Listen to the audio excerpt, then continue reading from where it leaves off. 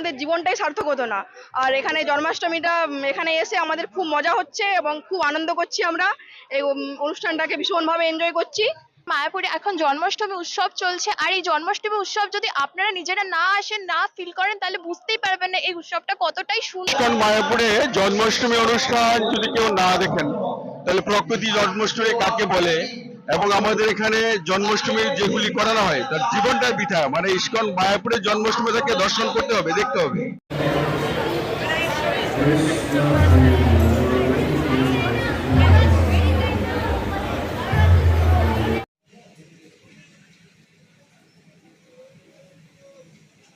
বসুদেব সুতম দেবম কংস চানুরমর্দনম দেবকী পরমানন্দম কৃষ্ণম বন্দে জগদ্গুরুম।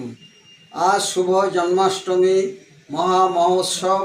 পরমেশ্বর ভগবান শ্রীকৃষ্ণ 5251 বৎসর পূর্বে মথুরার কংসের কারাগারে আবির্ভূত হয়েছিলেন, কিন্তু তিনি সাধারণ মানুষের মতো আবির্ভূত হননি।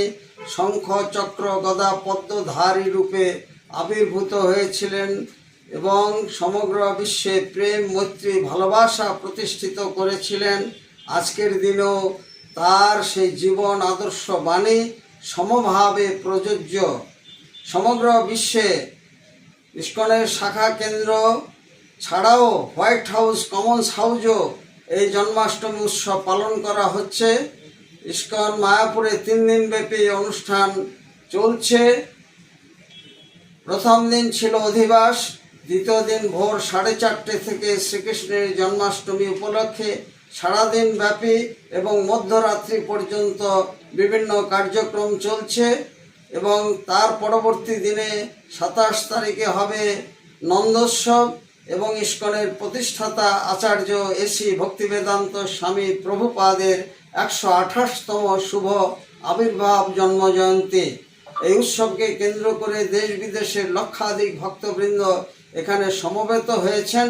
ভগবান শ্রীকৃষ্ণের কাছে আমাদের প্রার্থনা, তিনি পৃথিবীতে শান্তি মৈত্রী প্রেম ভালোবাসা প্রতিষ্ঠিত করুন আজকের শুভ দিনে, এটি আমাদের প্রার্থনা। রসিক গৌরাঙ্গ দাস, ইস্কন মায়াপুর, জনসংযোগ আধিকারিক, নদিয়া।